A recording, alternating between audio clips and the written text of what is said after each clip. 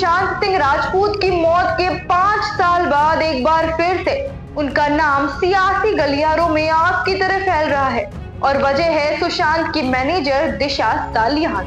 दिशा सालियान की मौत सुशांत की मौत के ठीक 5 दिन पहले हुई थी, लेकिन कैसे, इसके बारे में अभी तक कोई भी कंफर्मेशन नहीं मिला है। जून 2020 में हुई अभिनेता सुशांत सिंह राजपूत और उनकी मैनेजर दिशा सालियान की मौत की गुत्थी अब तक उलझी हुई है।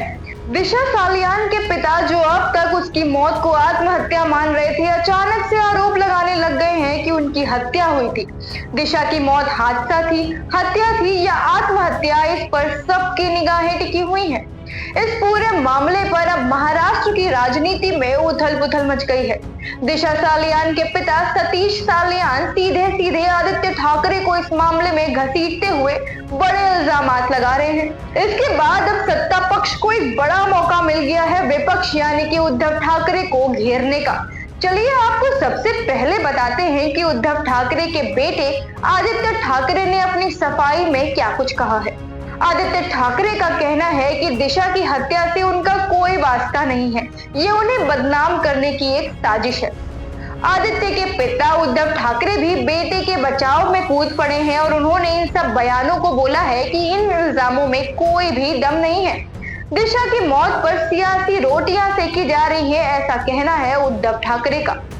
वहीं शरद पवार की एनसीपी के विधायक रोहित पवार ने भी तंज कसा है कि बिहार और बीएमसी चुनावों के लिए बीजेपी दिशा की मौत को हथियार बना रही है।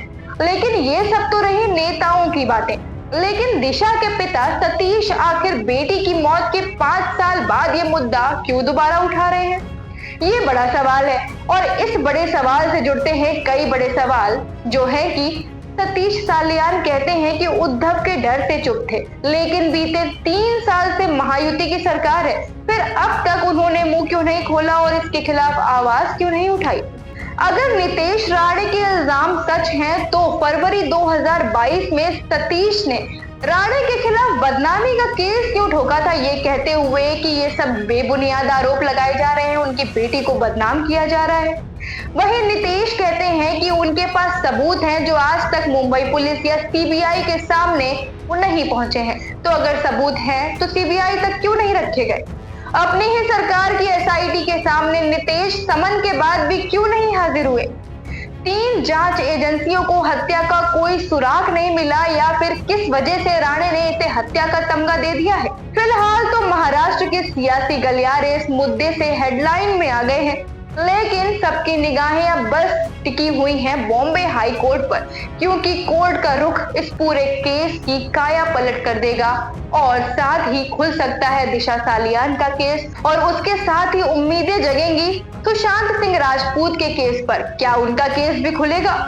आपका इस पूरे मामले में क्या कहना है, हमें कमेंट सेक्शन में आके जरूर बताएं। आपको क्या लगता है, ये मामला केवल राजनीति से ओतप्रोत है या फिर सच में उनकी हत्या हुई थी या कोई हादसा था या फिर आत्महत्या थी?